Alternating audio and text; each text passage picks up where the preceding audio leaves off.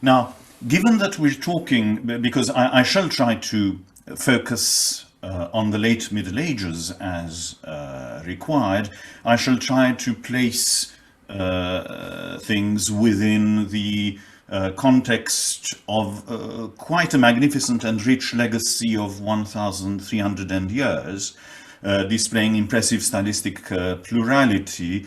And the oldest examples come from visual cultures. So I shall start by showing you some nice pictures. Besides, as we shall see, odes and hymns devoted to the Virgin Mary are also usually highly evocative visually. Now, these images surely will evoke in your mind interactions with Byzantine, Western, and perhaps with other Eastern traditions, and that is really rather obvious. And although the argument has not been clinched, and it's not the subject of my talk this evening, it is, in my view, reasonable to postulate similar interactions with sister traditions also in the realms of poetry, theology, and music. But let us proceed without further ado to a quick look. Now, we start with some representations of the Annunciation. In the second image, there's even some bad Greek, heredismos, written with an epsilon instead of an alpha iota diphthong. On the extreme right-hand side, in the lower corner, there's a very, very unusual image of the Visitation. That's not common in the Armenian tradition. Let's continue now along the time axis, as it were. I've mentioned the years wherever known and the locations. Again, this is representations of the Annunciation. Some more, and we are now approaching the early modern period, of course. And there are a lot of contrasts and commonalities. Now, the image on the left, which was recently drawn to my attention by my colleague Professor Christina Marangi very kindly, is in Berlin. And at first sight, it looks very, very different from the one on the right-hand side. But in fact, a moment's inspection shows that compositionally they have more in common, although, of course, evidently there was more gold available by the people who were illustrating the second manuscript, chronologically earlier, of course, than the first. So all these are a very fertile area of study, and I'm just showing them to you as a sort of agreeable visual precursor to the main body of my talk, which will be musical. Let's look at the Dormition as well, which in a moment we shall see is very important from the point of view of the Armenian hymnal as well. And far less common, indeed, to this day I've come across only a single image, and I'll show it a little later, is that of the third day of the Dormition, corresponding to a certain apocryphal tradition, which I shall be glad to mention in a few moments. Before we proceed to music, let's also remind ourselves that there are other media as well. We don't have many examples of frescoes, but this one is a particularly spectacular one in the Cathedral of Ani, in the Honens Church. The left-hand side image in black and white shows you where it is placed on the wall, and we have a close-up of the Dormition in color on the right-hand side. And this is in Kansasar, in Artsakh, in Nagorno-Karabakh, and you can see that there's reliefs. In the center, above, in this triangular area, it's mother and child, but as, again, Christina Marangi has pointed out, this does rather look that it might be a representation of the Dormition. Now, in order to see where much of this has come from, a very important text is an Armenian homily by Peter of Syunik. It dates from the 6th century. We know a little bit about the life of the author. We know that he was a signatory of the Second Council of Tevin between 555 and 556. He served as bishop in his area from 548, and he seems to have heeded what Proclus, the Constantinopolitan 5th century patriarch, had said, who had himself composed homilies which were surely known in Armenia. Had the word not dwelt in a womb, the flesh would never have sat on the throne. But in fact, he heeds much earlier advice from none other than St. Luke, who in his Gospel in the 24th chapter says that we ought to interpret in all the scriptures the things concerning Mary. And Petros seems to have taken this to heart, and he refers to a lot of metaphors and poetic imagery, most of which is drawn from the Old Testament. Now, though many of those images can be found in other earlier writers, particularly Syriac writers, they tend to be widely dispersed over numerous works and not concentrated in a single homily. So maybe Petros was ahead of his time. Marian treatises became, of course, common in late 8th century Byzantine texts. People such as Andrew of Crete, Germanos of Constantinople, John Damascene, and so forth.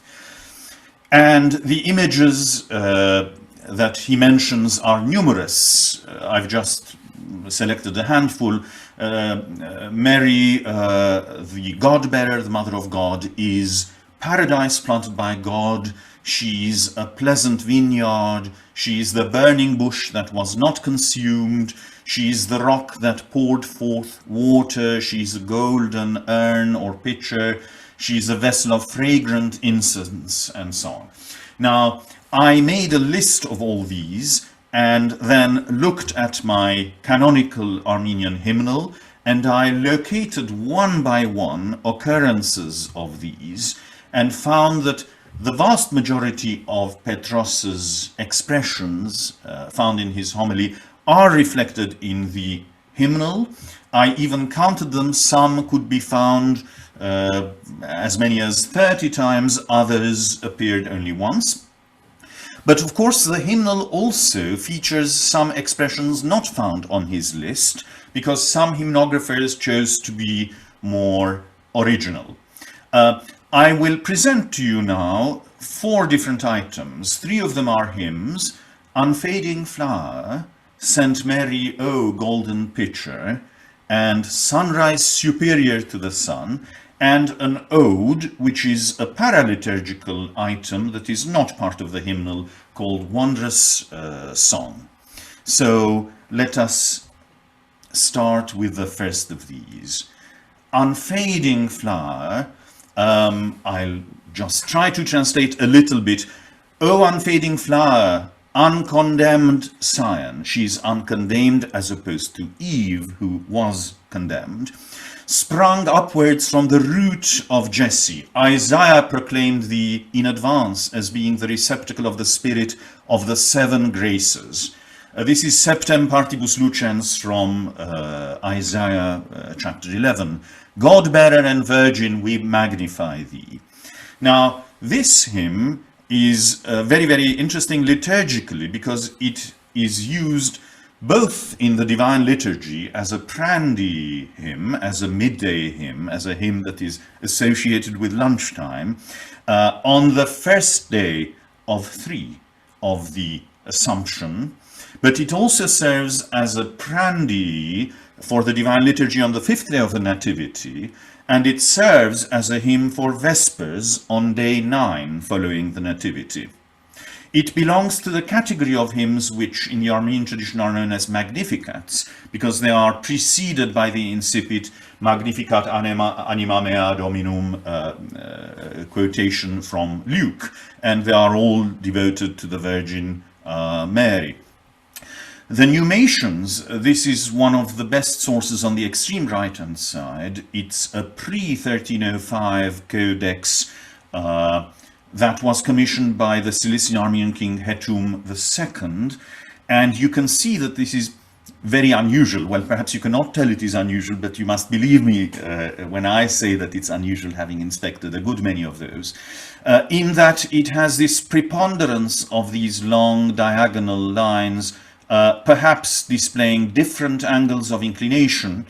And of course, we're not able to read the Armenian medieval neumes, and so in printed versions, this version on the left has chosen to interpret most of them as being the same thing, whereas the Venetian Archbishop Gurerian, who was almost obsessive about things like this, as you can see at the bottom, this is from the preface of his 1898 edition, he has distinguished various different versions. Maybe he has even mistaken noise for signal, because the clerk who was copying this out may have been a little tired, and a slightly different angle of inclination need not necessarily be meaningful. But you can see in his publication that one might say with exaggeration, no two of these are identical, they're all slightly different. This was because he wanted to make his publication useful for research purposes by people who did not have access to manuscripts necessarily. The version that is sung to this day, of course, I would not claim for one moment that it has very much to do with the medieval melody that may have been sung, is not entirely syllabic, but it is quite simple. I'll sing a little. Antaram zahik, antadabar charavik. But we find a Constantinopolitan version transcribed by Dendesian in the late 19th century, which may have been more suitable for use at Vespers, where there is more time.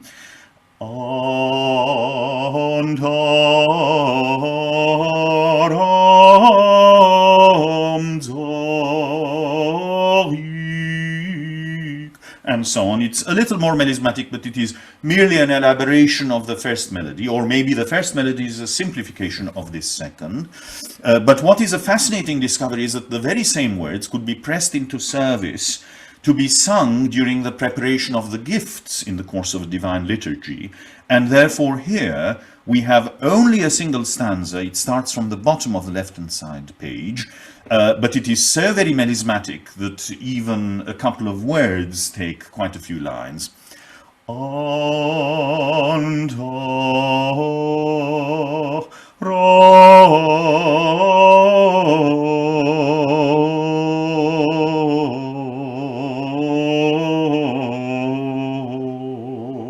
And that's just the first word, antaram, unfading.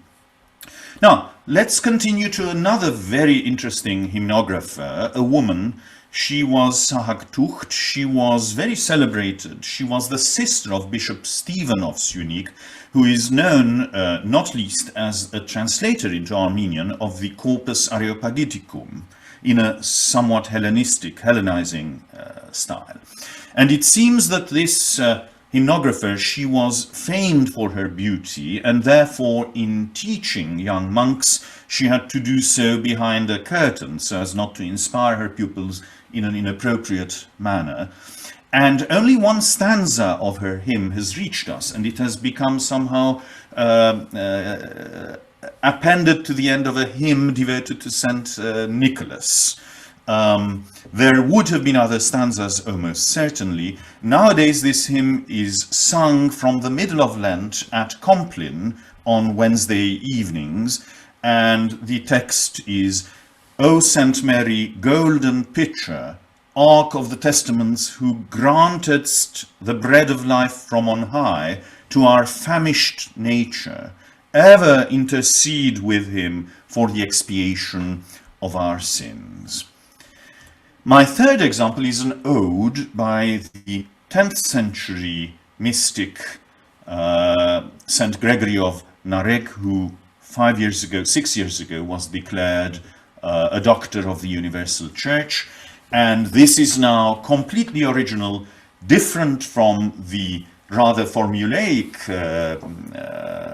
metaphors prescribed by Peter of Syunik centuries earlier. And the ode starts by comparing the Virgin Mary with a song. She herself is music. She is a wondrous song.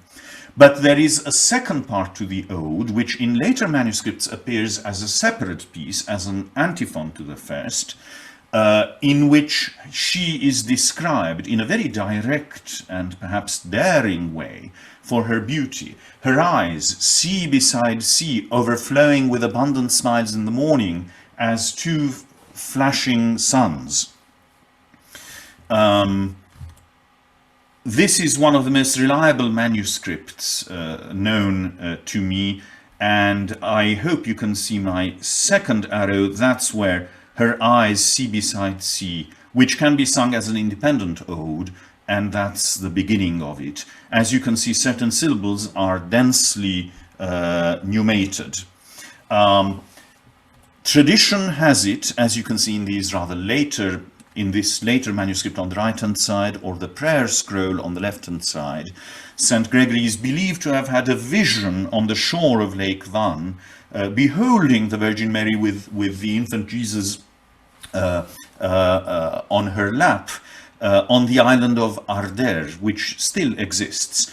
And so his description of her beauty and of her appearance and of her attire and of her manner of walking and so on and so forth, of course they need not surprise us, because of course beauty and wisdom have biblical precedents. Desirable women may be found in the sapiential books of the Bible, not to mention the Song of Songs, of course.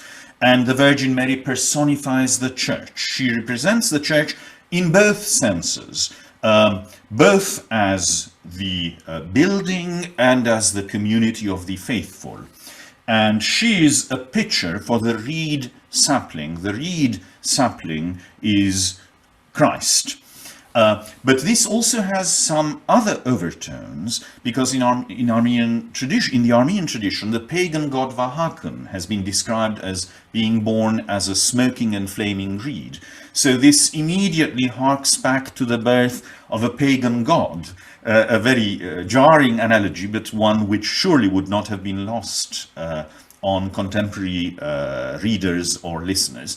And the ode also refers to an elm and a vine in a passage that was not well understood, and in later manuscripts, scribes actually crossed it out and altered it. I was privileged to resolve this matter, I hope, once and for all a couple of years ago. In fact, traditionally, elms, which are trees that themselves do not yield fruit, have been used as physical supports and frames for vines to grow. And of course, according to the Gospel of St. John, vines represent Christ. So that's yet another analogy. But the ode also has ideas of rays of light beaming down from the high window, which makes us think of sundials, but also of the feast of the dripping of a ray of light, according to a vision by St. Gregory's namesake, St. Gregory the Illuminator. Early in the 4th century, he had a vision of Christ himself descending, as you can see in this hymnal illustration in the middle of the right-hand side column of my slide, Christ himself descending and showing where he wanted his church to be constructed, indicating it with a golden hammer. So much about this ode. Now, I do hope that time will permit my allowing you to read Professor Terjan's English translation of at least the second part of this ode, because the words are really rather exquisite as well as perhaps surprising. As I will give you a couple of minutes in which to read the words, I will play you an historic recording of this ode. Of course, I don't pretend for one moment that it's a medieval melody. It's probably much later, from the early modern period, highly melismatic, and we shall only get around to hearing the melody corresponding to the very first line, if that. So I shall allow you now quietly to read the words.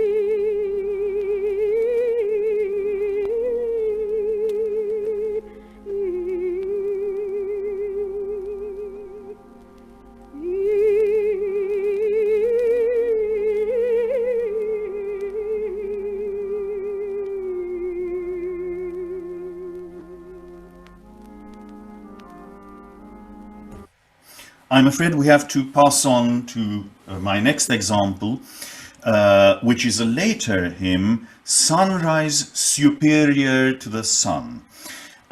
It's an acrostic. It has initially 36 stanzas, one starting with each of the letters of the Armenian alphabet, and then with an additional section of which the beginning of each line allows us to form the name Archimandrite Giragos. And there is some ambiguity as to which Giragos precisely is being referred to, so there are 2 or even 3 alternative sets of dates for the author. I will try to avoid going into those details, but the fact that it's a strophic thing and which has more or less regular meter, it's interesting for pneumatological studies, because you can see that from time to time there may be an excess syllable, or indeed there may be a defective line with one syllable missing, and the neumes are designed to compensate for these things and ensure regularity of meter despite this. And it too exists in versions of varying degrees of melismaticity depending on liturgical usage.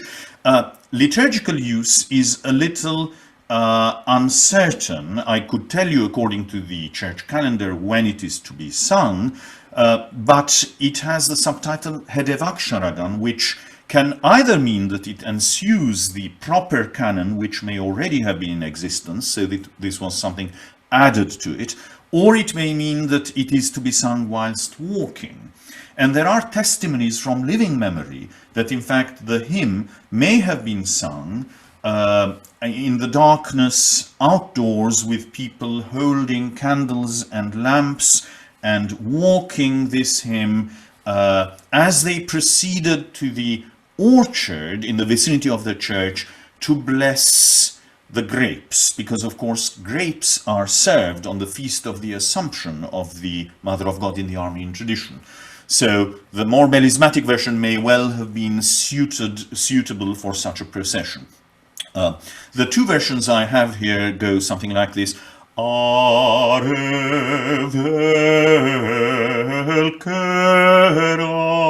arpin yev yotaran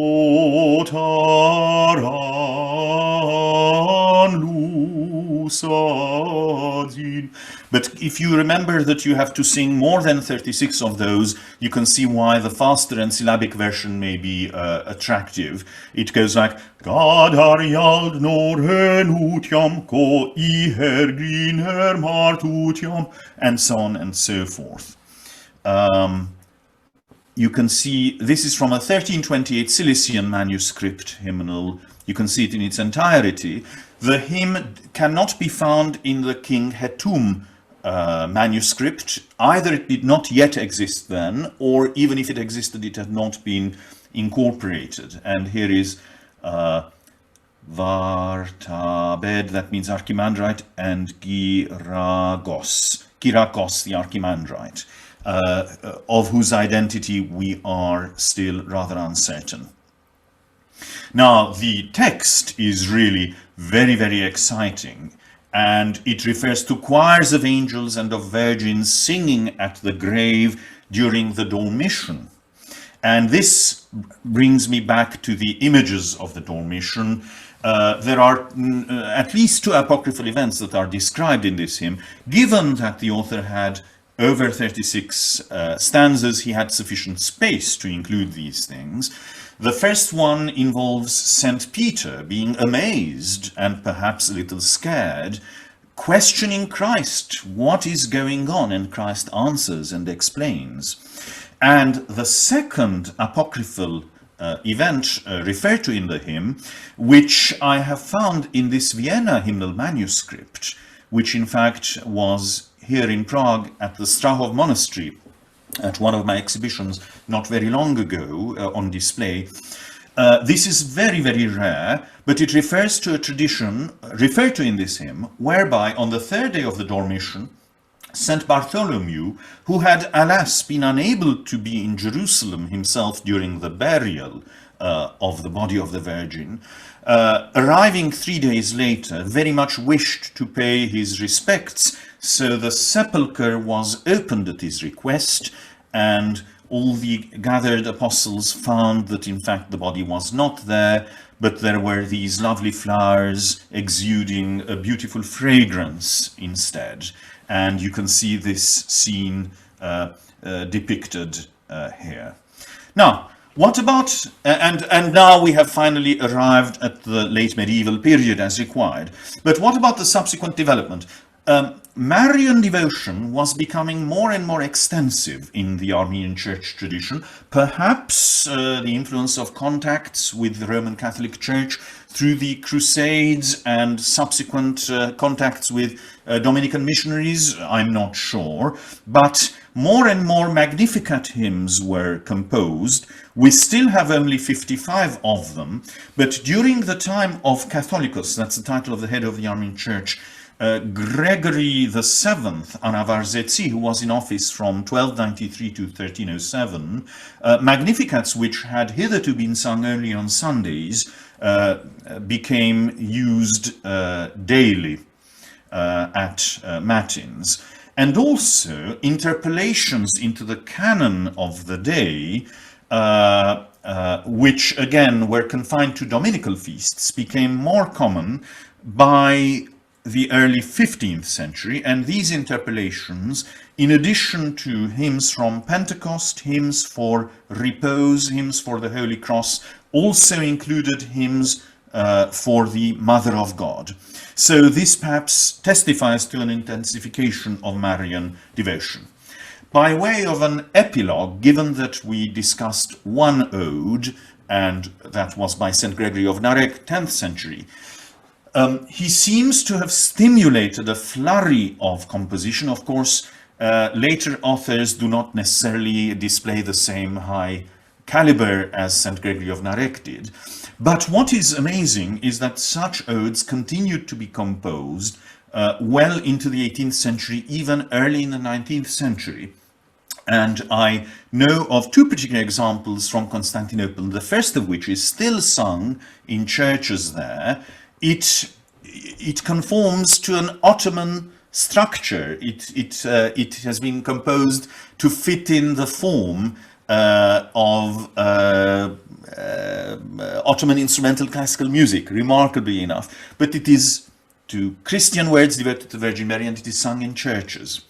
Archimandrite Komitas actually assumed that it was a medieval hymn and tried to modify it and purify it to get rid of Eastern influences as he saw them. And he talked about it in a Paris lecture early in the 20th century. But in fact, he was wrong. It is not medieval. It was composed by Hampartsum Limongian late in the 18th century or early in the 19th. And the second example was thought lost. Only a small published fragment was known, but I was lucky enough to discover it. And though the manuscript is partly effaced, I was able to reconstruct it with reasonable certainty. And the words are devoted to the Virgin Mary, but there are various witty puns because the composer tries to cover a number of Ottoman makams. These are like modes, as it were, using witty puns that incorporate the names of the makams as parts of longer Armenian words. But according to my dear friend and colleague Jacob Oli, yes? I'm sorry, interrupting you. We need to come maybe to the next lecture still. Indeed. So can you final sentence. According to my colleague Jacob Oli, it is probably a contrafactum on an existing Ottoman instrumental melody. These references may be of interest to you, and those three books I should like to recommend as well. And this concludes my presentation. Thank you very much indeed for your attention, ladies and gentlemen.